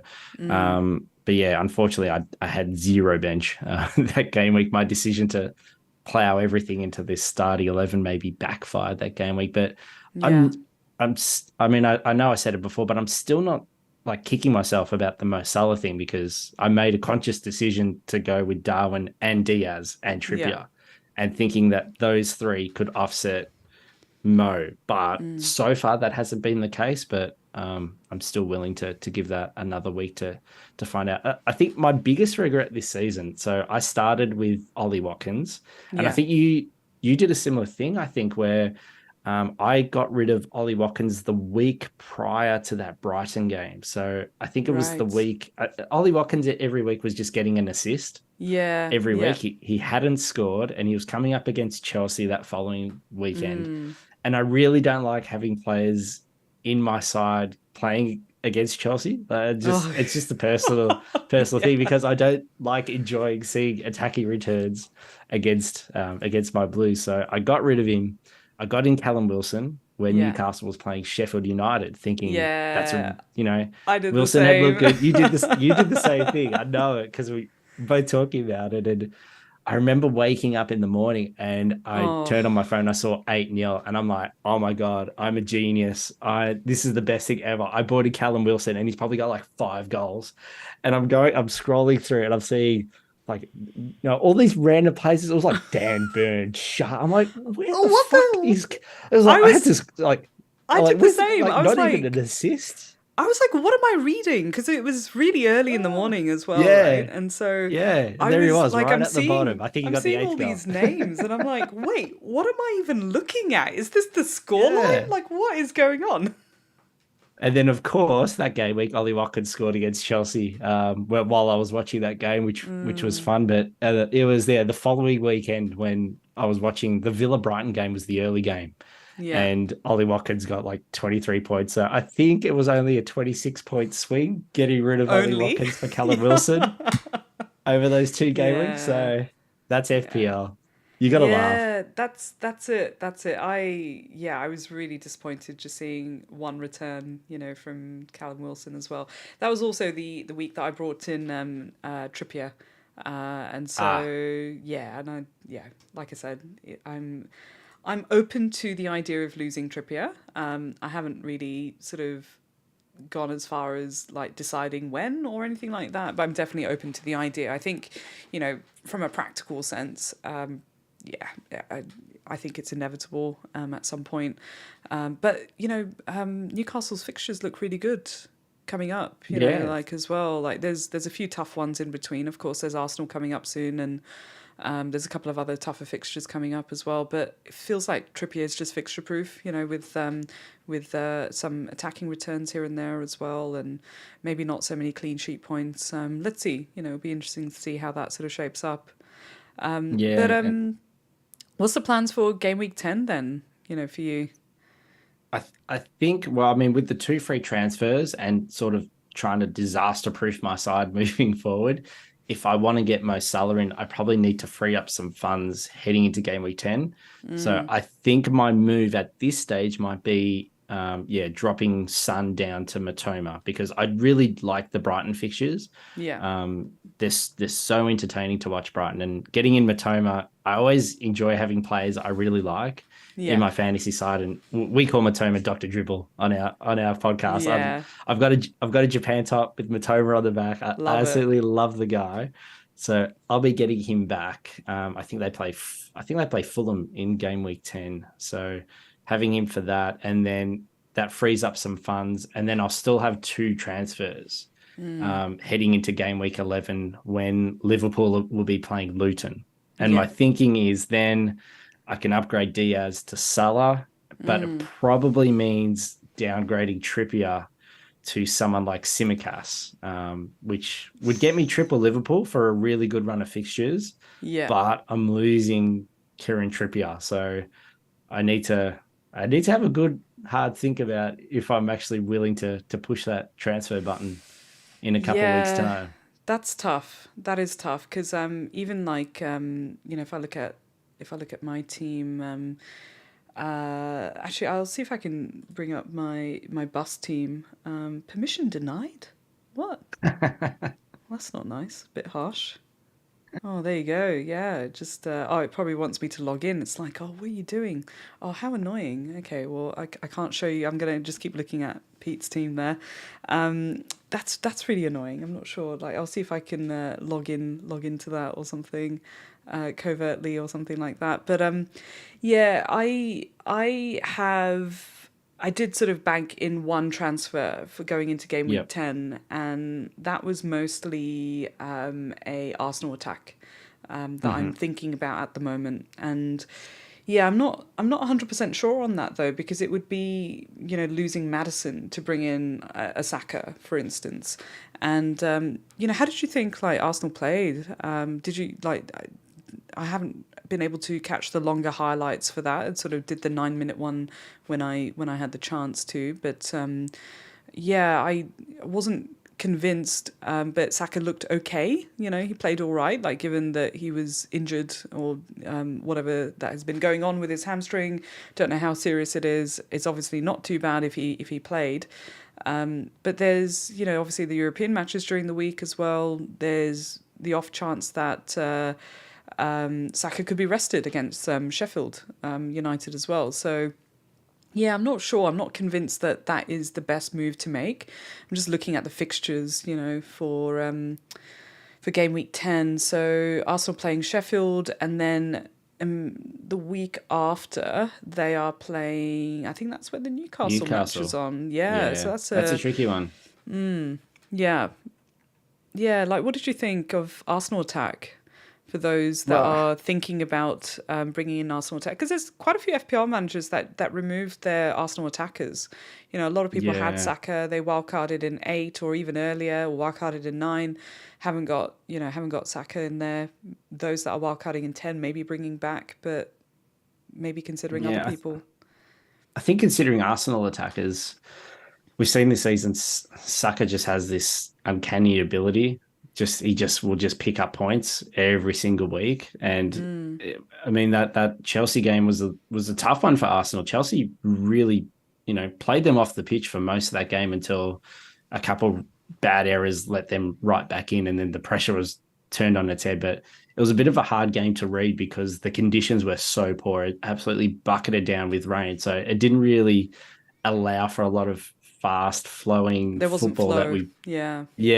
that we've been accustomed to. But yeah, I mean, Martinelli has looked good since his reintroduction to the side, and now, you know, Jesus is back too. So they've almost got that ideal front three. But they do head to Sevilla this week. Now, I know Sevilla haven't been as good this season in La Liga. They've had their fair few issues this season, but I think when it comes to European competition, Sevilla tend to turn up the heat a little bit. And that could be the type of game where we've seen Arsenal stumble in the past, where they sort of expect to win, but they don't. Yeah. I mean, Saka's had the price drop, so it's maybe a little bit easier this week than it was last week for managers to get back to him. And we know that they win a lot of penalties. And if They do, Saka had taken every penalty that they won, he'd probably be golden boot. Too soon, Pete. Too soon. I couldn't believe what I was seeing. I was like, "What? Wait, what? What are you doing now?" Yeah, handing him out like Mother Teresa. Yeah, we've got a couple of questions in the chat. So, hey Nick, great to have you on YouTube chat. So, Brighton mid Matoma or Arsenal mid? If you can only get one of them for game week 10, he's already got Gabriel in the team. Oh, I would lean towards, like, say, if you can afford Saka, I would lean towards Saka. And that was my decision with my wildcard. I was either going to keep Matoma or keep Saka. Yeah. I was willing to sort of forego Matoma and possibly bank in that transfer. And also because there's, you know, De Zerbi rotates the side so much. And Brighton have European football as well this week. They got a big game at home against Ajax. So that's huge. Even though Ajax are absolutely trash this season, they're as bad as my FPL season this season, but it is a big marquee European game for them. But you know, I wouldn't be all that surprised to see, you know, we've seen De Zerbi best bench Matoma before, whereas we know with Saka, unless he's on crutches or on a physio's bed, he's going to be playing every single minute of every single game. Especially with Sheffield United at home. Yeah. Well, this is it. It just seems like a really easy fixture. Like, well, I say that, but Sheffield United, obviously, on paper, on paper, I mean, you know, they gave United a bit of a tough ride on the weekend. It seemed like, anyway. And I think earlier there was a comment about, you know, the United fixture against City is not really a tough one. And I agree. Like that's and we'll chat about sort of captaincy soon as well. But I think that's a fair call. But it does feel like it's also for Arsenal a relatively easier game for Saka to be rested as well if it came down to it. But yeah. But you're 100% right. He's also sort of just playing back-to-back games and, you know, being on pens as well.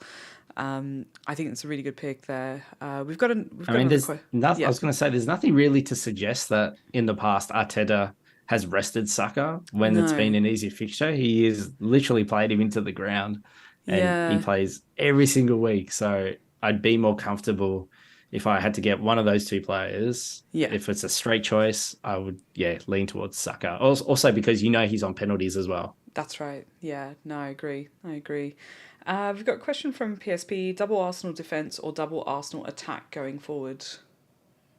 Jeez. I mean, the fixtures are good moving forward, but FDR. It's hard because our midfields and our front lines, there's such a plethora of options at the moment that we've got, especially, you know, we've been blessed with so many cheap strikers like, you know, Darwin, Watkins, Alvarez, and, you know, you think, you know, can you afford 8 mil for Gabriel Jesus when he's not really getting as many attacking returns as we like? But I mean, the Arsenal midfield, other than Saka, I mean, Martinelli. I was going to say Martinelli. Yeah. What do you reckon? He started well, but I mean, he did have the injury. He has looked good, but I don't think I'd want to double up. So, but I mean, if you're doubling up on an Arsenal defense, it's who are you missing out on? There's a lot of good teams out there. I think one of each. Like, I've still got Gabriel in the team, and I'm thinking about bringing Saka in. I think just having cover for both, I've just got the fixture ticker up as well with obviously they've got Sheffield next, but Newcastle, which will be a really tough fixture, I think, for both teams, right? Like, it's going to be an interesting one. Newcastle at home as well. But, there's Burnley, Brentford, Wolves and Luton after, right up until, game week 15. And we've got another international break coming in between as well, between game week 12 and game week 13. So, yeah, at the moment, my planning is to bring in Saka, and keep hold of Gabriel. Like, I've still got Gabriel in the team and made sure that I did keep hold of him. I've lost a lot of value in him as well. I brought him in at 5 mil and he's dropped down to 4.7. Now everyone else is reaping the benefits of bringing him in at 4.7, which is very annoying. But yeah, what do you do? But yeah, I think I'd be quite happy with just having one of each rather than two of either position. Yeah. And also because, in between a lot of these games, there's European football and there's League Cup football and there's an international break. And Arteta tends to, Tomiyasu's back in the picture now.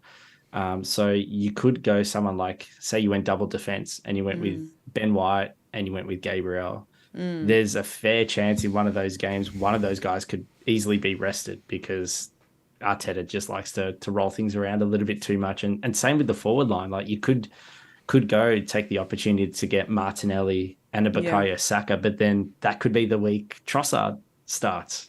This is it. Yeah. So it's a bit of guesswork, really, I think. Like, and it's definitely getting harder to pick the best one. I think, like, those that are don't have enough budget. I've seen a lot of drafts with Martinelli appearing in there, and mostly because they don't have enough funds to go to a Saka or go to an Odegaard or and I don't think I think Trossard's cheaper than Martinelli. I believe I think he's a bit more around that 7 mil mark. So yeah, it's a really tough one. It's a little bit like the Brighton mids, at the moment. And I think there was a question from Marcus, so FPL Bateman, who's asked any interest in Adingra. March out. Just read, and Cisco not back until. And Cisco. I keep calling him Cisco. It's so bad. And the funk song. Yeah, I know. I know that's Cisco. Yes, yeah, exactly. It's just, but you know what? Like, I try and make a conscious effort to pronounce the names as right as possible, just out of respect more than anything. But it's Enciso. Didn't realize. Yeah, Enciso's out until December. It looks like. Yeah. So, what's your thoughts on Adingra? He's been playing pretty well.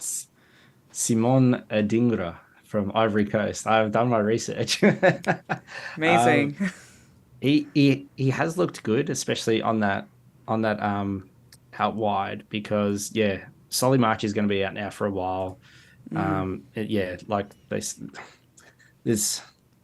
know Ferguson is in and out of the side.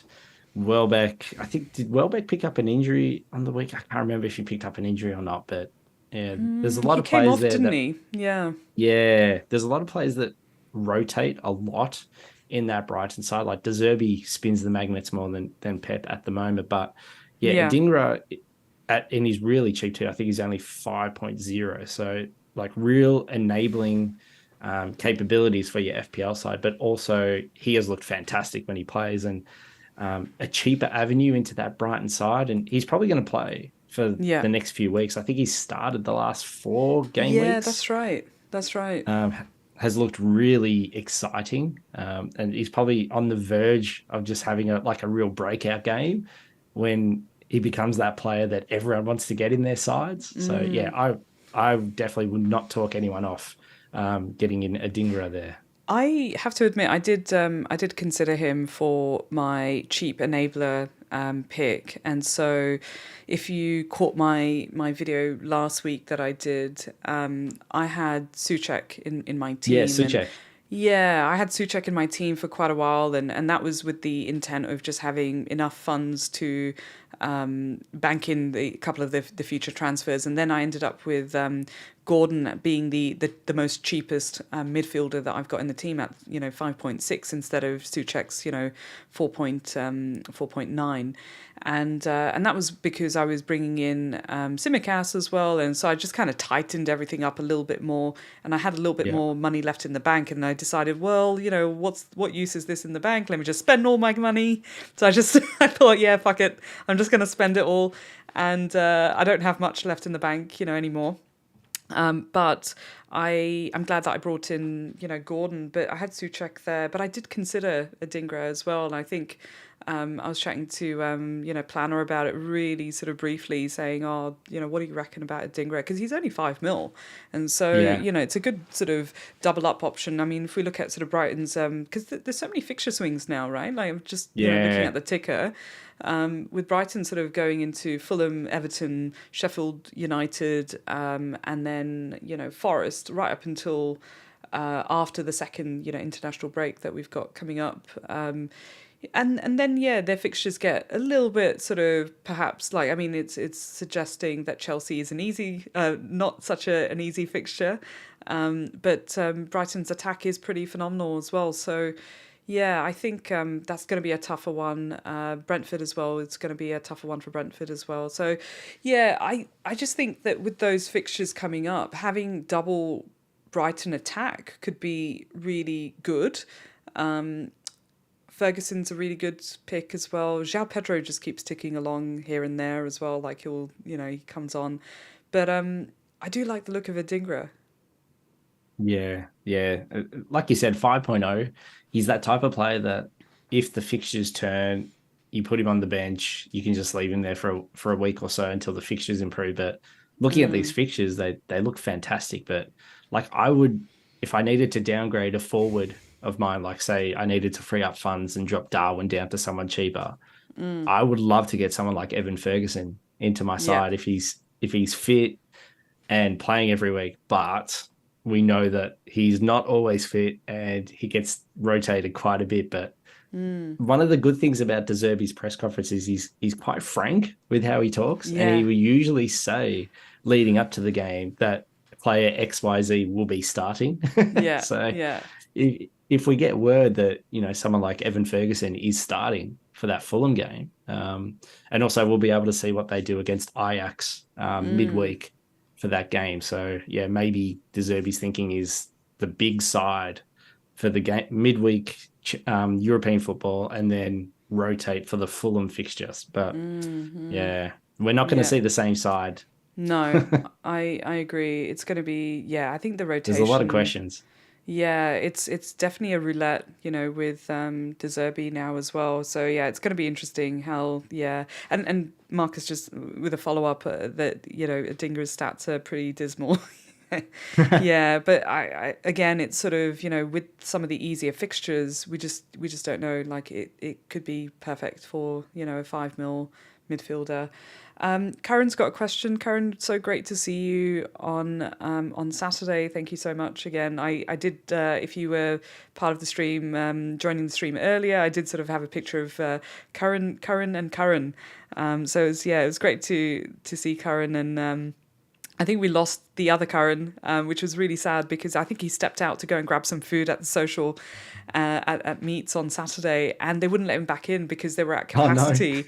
And so he messaged in the chat, and I was like, oh no, shit, like, do I go out and sort of try and get him back in and say he's with me, or will I get sort of left out as well? So I was like, he's gone home, which was a real shame. But the other Karen did stay on till right until we all left, and I think we went and grabbed some kebabs, afterwards as well. It was like, I could do with some food and soak up a bit of this alcohol as well. And so we went out and got some kebabs. It's proper night out. A proper Sydney night out. A proper Sydney night out. So Karen's got a question. Matters and JWP and Darwin to Saka, Bowen and Watkins for a -4. Yeah. I like the look of that. I mean, it is for a hit, but you're getting Watkins for the Luton game. You're getting Saka for Sheffield at home, and you're getting Bowen, Bowen just ticks over every week, and he's got Everton at home. So that could easily pay itself off just this game week alone. So I mean, James Ward-Prowse is a bit of a glue guy, but the explosiveness just isn't there at the moment. And we know he's on set pieces and his foot's an absolute wand, but he's just not getting the returns that someone like Bowen does. So I think all three of those, I mean, yeah, all three of those are really good picks, because if you compare Darwin to Watkins, Yeah. Darwin tends to get his minutes managed quite a bit, whereas Watkins, he's going to start every single game because there's no one there competing for his spot. Yeah. Yeah. Yeah, no, that's fair. I think yeah, it's going to be interesting with the fixture run, like with Watkins, like with Villa, because we haven't really seen like Diaby. Did he get any return? Like he didn't get any returns on the weekend, did he? Oh, Or did he get an this assist? I morning? can't remember if he got an assist or not.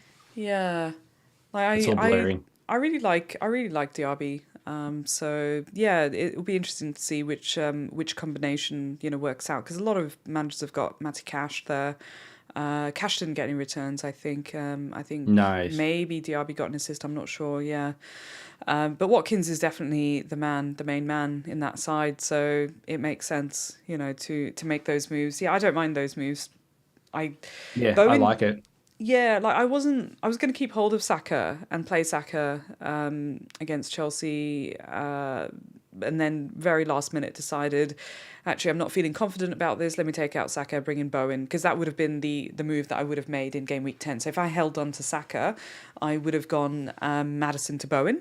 For that Everton fixture at home, at West Ham that they've got. So, but I decided to go the other way around and keep hold of get rid of Saka and bring in Bowen instead, which I'm glad. Obviously I got a couple of extra points than Saka this game week, but with that fixture run again, it just makes sense. Captaincy is going to be interesting. Let's talk captaincy. Very. I think like we've got most of the questions through, but if anyone has any questions, feel free to sort of chuck them on Spaces or YouTube as well. We'll do our best to get to them. And for those that have joined, hey Roo, great to see you. For those that have joined, this is very casual FPL conversation, very much off the cuff, unprepared. And I've got the wonderful Peterson from FPL SideNet Podcast that has joined me today. It's been great to just chat, very sort of knee-jerky initial thoughts. Game week's not over yet, what we're thinking about game week 10. And those that are listening on Spaces, it is very much one-sided conversation. I apologise for anyone that requested to speak on Spaces. I can't really grab your audio because it's not going to appear on everything on the audio doesn't get pulled into the YouTube, so you can hear us because Peterson and I are also having a conversation on Spaces as well. And great to see you, Diane. Lovely to have you join. I hope your game week is going well, season's going well as well. Rue, so Tommy's asking, how many hits are too much when you still have your wild card? How many hits are too much? Oh my god. I don't know. I would say once you get into like -12 and you've still got your wild card, then personally for me, I probably wouldn't go more than that. But -8 maybe might be stretching it for me. But -12. I think once you get to that, you've probably got enough options there to wildcard. Yeah, I've done a -8. So last season, my first season, I'm not even going to mention, I had like 40 hits or something like that. Not 40 points worth, 40 hits that I took. It was just insane. Like I was just taking hits left, right, and centre, like popping candy kind of thing. It was mad. But last season, despite sort of the good season that I was having, I think I took like a -8 in one go. That was like the maximum that I took. And I think I barely broke even. It didn't really pay off, but it was enough to kind of treat it like a mini wild card type of thing. Yeah. I think I had 2 free transfers and then I took a -8. And so I made 4 moves there and felt okay with it, but it wasn't great. I still had a red arrow, but I agree. Like -8 is probably the max that I would take. I don't think even in my first season I took more than -8 in one go. I just took lots of -4s everywhere, every week, pretty much. I think last season was a bit easier when it came to taking hits because we had so many doubles and blanks to navigate last season. It felt like almost, especially after the World Cup, we had game weeks where if a team wasn't blanking, they were having a double. And in that case, like the hits, you can justify the hits because you're saying, oh, well, my player's not playing, so I'm going to take him out and get someone in who's playing 2 games. So Yeah. the -4 is actually a -2, but Yeah, no. I've been treating every transfer that I make as a bit of a like a hit as well. That way I'm, treating it like a hit and therefore making a bit more of a conscious decision about making that transfer itself, and whether it's a hit or Yeah. not is a, different mathematics there that you're working out. But back onto captaincy though. So we've got a question from FPL Bateman again. So do you feel Haaland captaincy looks too good to resist against a terrible Man United defence? I think I initially had my, like as soon as the game week sort of rolls over and you can get access to your team, you're like, oh yeah, let me just pick my team. Your bus team, you're bussing out the bus team really quickly, right? Like you're sort of, let me just quickly make the few sort of, substitutions and change the captaincy and just leave it there. I put my captaincy on Salah, but after watching, I have to admit, after watching some of the Sheffield versus Man United match, I was like, damn, I should just captain Haaland. Yeah, well, I mean, was it last? I know the game was at the Etihad last time, but yeah, Haaland got a hat-trick and Foden got a hat-trick. I think there was like 6-0 or 6-1 in one of those games last season. We just lost your audio a little bit. Oops. No, you're back. We're still there? You're back. All good. I'm back. So last season there was, I think it was a 6-0 or 6-1 where Haaland got a hat-trick against United. And we've seen in the past where we've thought we can take on the permacap. So, and it always seems to be against Manchester United. So there was, I think it was 2 seasons ago, Salah was coming up against Man United and Chelsea was playing Norwich. And a lot of managers thought Kai Havertz was going to be the man against Norwich. And Chelsea won that game 7-0.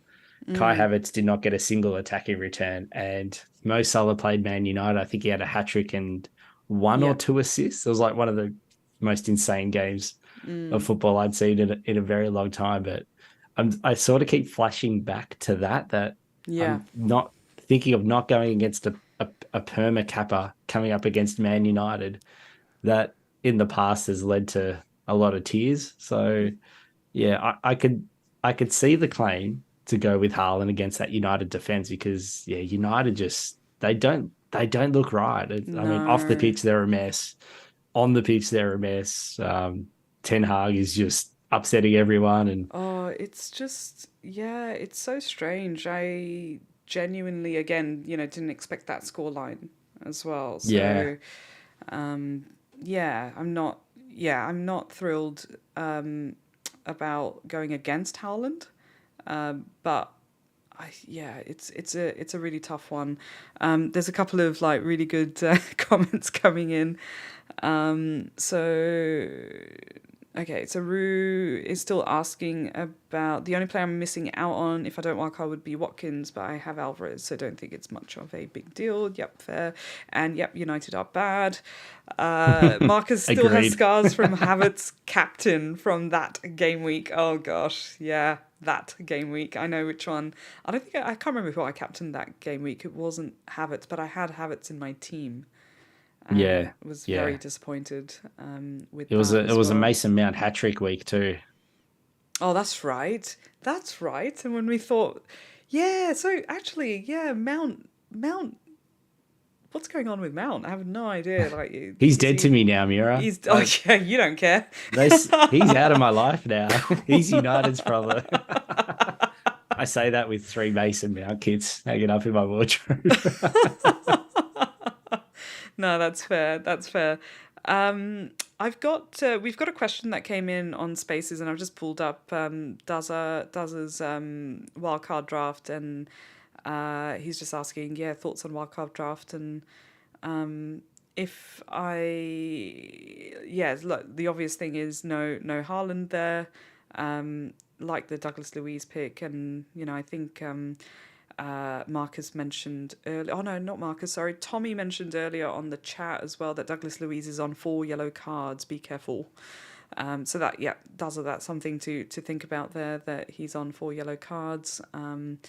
Yeah. Aside from that, so those that can't see or haven't looked at the comment that's come through in the Spaces chat, Daz has got Areola, Turner, Trippier, Gabriel, Udogi, Cash, Anderson, Saka, Salah, Maddison, Son, Douglas Luiz, Watkins, Darwin, and Alvarez.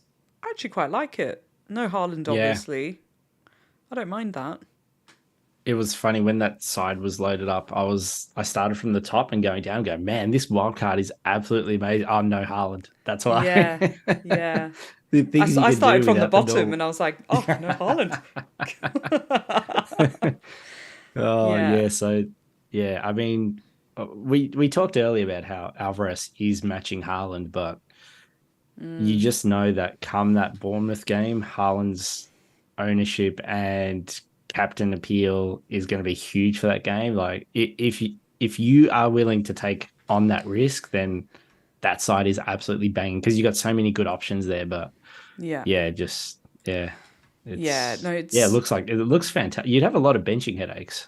Yeah, yeah. I mean, I've got benching headache for this week as well. So, at the moment, if I can't unfortunately bring up my team because it's, lovely app has logged me out and it's going to make me do two-factor authentication as well. And I'm like, Yeah. oh man, I ain't got time for that right now. So I'll hold off doing that.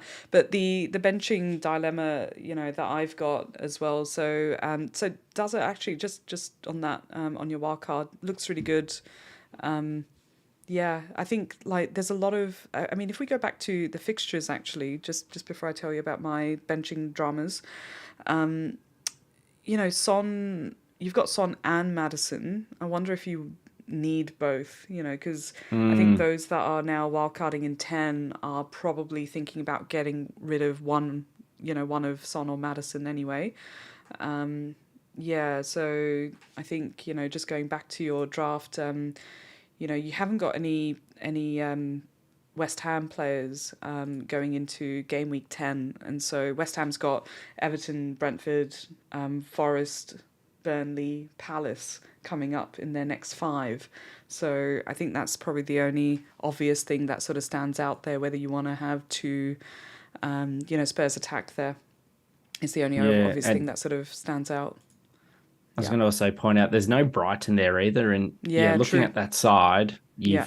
I mean, it's stacked. There's a lot of benching headaches. I personally, I would downgrade Anderson to like a 4.3 Yeah. because you're not going to need your third bench 5. Yeah, you're spot not going to play at 5, all. at the back. Yeah. Well, Especially with sorry, three get like a, forwards. yeah, sorry, you could probably find a 3.9 defender out there. So you Yeah. save 1 mil and Douglas Luiz could easily become like a Matoma or someone else. Or like you said, like, yeah, maybe double Spurs midfield moving forward isn't the best option. And yeah, downgrading Son to Bowen probably frees up another 2 Yeah. million as well. So there's 3 million right there, maybe. Yeah, and it's at the risk of sort of making every team look a little bit like the template sort of team, right? That's Yeah. forming for wildcard 10, and that's the other sort of tough one. Like I've seen, I mean, I like to think that my team is not looking like a template team, but it is as well. And I've got Trippier in there. A lot of teams don't have Trippier. I don't have double Spurs, but I don't think a lot of teams are going into game week 10 with double Spurs. Looking at the other fixtures as well. And so look, at the moment, the benching headache that I've got is I've got Simicast on the bench at the moment against Forest, and I'll be playing Cash, Trippier, Gabriel at the back, and then if I take out Madison, I'll be bringing in Saka, and then I've got Bowen, Mitoma, Salah, and Gordon playing in the mid with Haaland and Watkins up front. And currently, my captaincy is on Haaland for the moment, but I may switch that over to Salah. I'm not sure. I mean, it's that typical. Could Salah? It's the third. Like, will he be able to do that 3 game weeks in a row? don't know. Am I sort of tempting, the FPL gods to sort of go and say, all right, enough Salah, no more braces for you. This is, yeah, we're gonna just not give you any returns, in that game week. Who knows? But Well, I was I'm I was benching going to add Simicast. to Yeah, sorry, Meera. I was going to add to that I I know midweek. I'm pretty sure Liverpool are playing Toulouse in the yeah, Europa League at Anfield. So I would 100% expect Salah to get a rest for that game. So he's going to be coming in fresh. true. Um, That's a good yeah, point. coming in fresh. The only issue is Forest haven't exactly been whipping boys this season. Like they've lost a lot of games, but they're Yeah, not getting smashed, which no. is what we thought might have happened last season. But that said, it's Mo and Liverpool creates so many opportunities. And if anyone's going to score a hat trick with, two penalties and a potential OG that might get paid to him, it's probably Mo Salah. Yeah, no, I agree. I think it's a really good fixture. Um, but yeah, again, like that Haaland, yeah, option there is quite high as well, like from a EO point of view as well. And but I think like by going into game week 10, those that are wildcarding game week 10, which seems like the most popular, game week to wildcard in the sort of vicinity of, the last couple of game weeks or the upcoming game weeks that people are thinking about, playing their wildcard. It seems like everyone's going to have Salah in the team. Most people will have Salah in the team.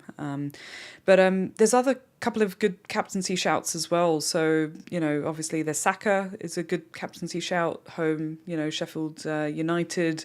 There's Watkins as well, potentially good captaincy shout home at, with Luton. And then, of course, Haaland and Salah. So who's like in the chat on YouTube or in spaces, let us know who you're captaining. Very curious about, who you're thinking about captaining this game week for game week 10.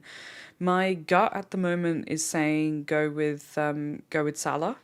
But yeah, I'm going to leave that decision very last minute. I reckon, with that. Yeah. I Yeah. think if I had Salah, I would be inclined to lean towards him just because he has the numbers on the board the last few game weeks. Like, Yeah. what is it, like 4 out of the last 5 weeks? I think he's had double digit FPL returns. So there's a lot of reliability there, and you're not sweating on the team sheet at all. Personally, my bus team at the moment, I've got the captain's armband on Ollie Watkins. So Ah, um, interesting. Okay. Villa at home against Luton. Villa have been the entertainers this season at home. So they've scored at least 3 goals in every Yeah. single fixture that they've had at home. Ollie Watkins already has 2 hat tricks in all competitions. Yeah, he's on fire. I mean, he should have had a hat trick on the Yeah. weekend as well. Yeah, I agree. There Um, was so many chances. There was a couple of chances there that he should have yeah, got. Yeah. I think they're going to create a lot of opportunities, and the whole team Emery has created is to service and funnel everything to Ollie Watkins. Yeah. So he doesn't have penalties, but that hasn't really hampered him too much this season. But yeah, at the moment, I'm willing to take the risk with Watkins. Whether or not I'm still that brave come Saturday morning, we'll see. But at the moment, it's on Ollie. Yeah, and look, if we were looking at that fixture, like obviously on the fixture ticker, it's suggesting that it's a red, like the tomato color red, not blood red, but like the tomato color red for Man City, but for Man United, it's the blood red on there. I Yeah, love this and the danger. danger, yeah, the interpretation. But yeah, I think it's a lot. It's not as it's not as simple. I think this game week, there's going to be huge captaincy swings. I feel this There's a game lot week. of Yeah, options. there's So too many many. options this time. Yeah, I It's going like to the be Watkins interesting though, pick. because I was going to say it's going to be really interesting though, because we might actually see a really wide range of thinking in the community. So it's not one of those weeks where it's cut and dry, it's black and white that this is the option that No. it's not like Haaland's playing Luton at home where 99% of managers will be captaining him. This is a week where there is a genuine 3, 4, 5 really good options out there. Yeah, and we don't get many of these, right? And so, yeah, it's definitely going to be an interesting one. I really do like the Watkins pick. I think Luton is just I don't know where they're sitting in the table. Actually, I think they're not in the bottom three at the moment. I think Bournemouth, They Burnley, and Sheffield United are currently, in the bottom. Yeah, so I think they got a draw, didn't they, the other week? So Yes, they came back against Forest, yeah, all because I started Turner in goals this game week. So yes, that's why they conceded. It was because of yes. me. How annoying. Yeah. Yeah, so a couple of people in the chats as well. So Simon, who mentioned Watkins captain at the moment. Fuad, who's said torn between Salah and Haaland for captaincy, and then we've got a couple in the chat there with Salah 100% captaincy. That's great, and Ryan for the moment Haaland, and Ackerman's also thinking Watkins. Yeah, so it's going to be it's going to be such a swing. And Yeah. I wonder if anyone is tempted to go Son if they're holding on to Son, or one of the Spurs players. But I think there's just too many options to go for a Spurs player against Palace, right? Yeah, I think so. I mean, after conceding 4 on the weekend, I'm sure Roy and Palace might want to really tighten up that side. So, yeah, I don't think they'd be willing to concede another bucket load of goals. Yeah. Yeah, agree. We're hitting almost like the 2 hour-ish mark. I just want to say a massive thank you to everyone that's listening on Spaces. If you're listening for the first time, these are very, very off the cuff, unprepared, one-sided conversations, occasionally with a guest, and streaming simultaneously as of the last sort of 2 weeks or so. Having guests on both Spaces and YouTube, and everyone on YouTube that's also listening as well. Thank you so much for being here. It is evening for us, and it's hitting sort of 11 p.m. ish over here. So wherever you are, thank you for joining. I know it's like daytime, work time. So if you're listening in the background at work, it's something I do as well, like during the day at work as well. But really, really appreciate all of you guys turning up and listening. Yeah, very much appreciated. Please do smash the like button. It does help. And subscribe if you like something like this as well. I mean, not all of them go on for 2 hours. Like, it's just when we've got a fantastic guest like Pete, who's joined us from the FPL SideNet podcast. Please check out the FPL Side Net podcast. It's one of my favorite podcasts. The funny thing is, I often sort of go for a walk or a run or something, and I'm listening to that podcast, which is really funny because you're wearing your kits when you're running, and so I've kind of associated you with running now, and so I feel like it's very motivating and encouraging, to kind of get out and go for a walk and have a good laugh, along the way as well. I'm going to take a little bit of inspiration from your podcast, though. And one of the things that I love that you and Andrew do in your podcast is you have a goodwill punting. And so I would love for you to share what your punt for game week 10 would be. I'll bring up the fixtures itself for game week 10 so we can see the textual version of it. Yeah, anyone sort of jump to mind for you're probably going to share this on your podcast as well, potentially. So this is like the spoiler, but there's a lot of great conversation around goodwill punting, along with a whole bunch of movie related puns and good sort of dialogue and conversation between Andrew and Pete. So please do check out the podcast. It's one of my favorite ones. But yeah, your punt for the week is what I'm curious about.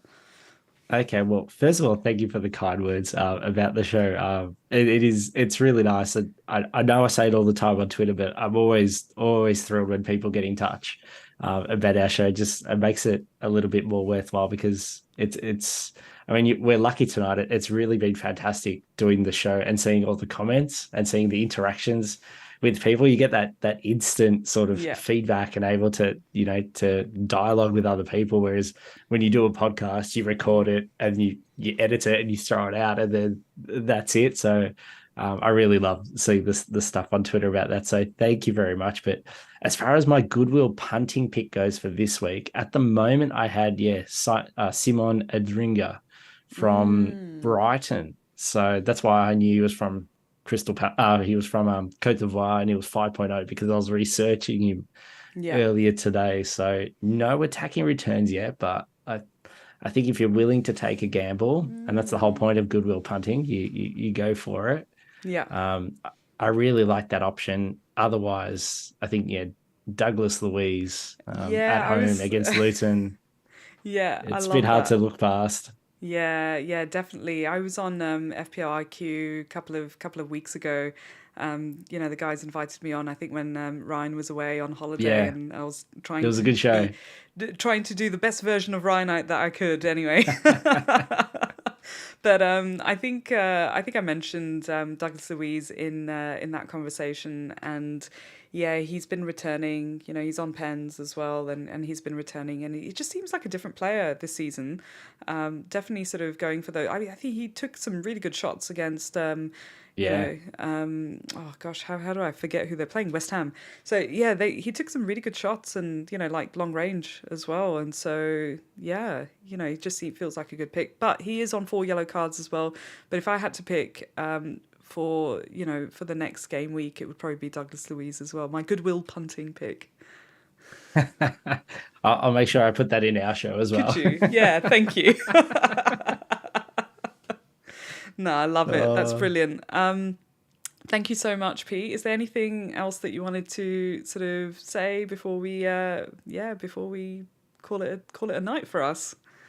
no, I just want to say thank you so much for inviting me on. I was absolutely stoked when you asked me the other week, and I was laughing. I was telling this story on our show last week. I actually thought it was going to be recording Yeah, last last week week. you gave me a Uh, panic when you messaged yeah, me. I was like, "Shit, have I got the dates wrong? Did I not send him an invite? Oh my god!" no, I got the dates right.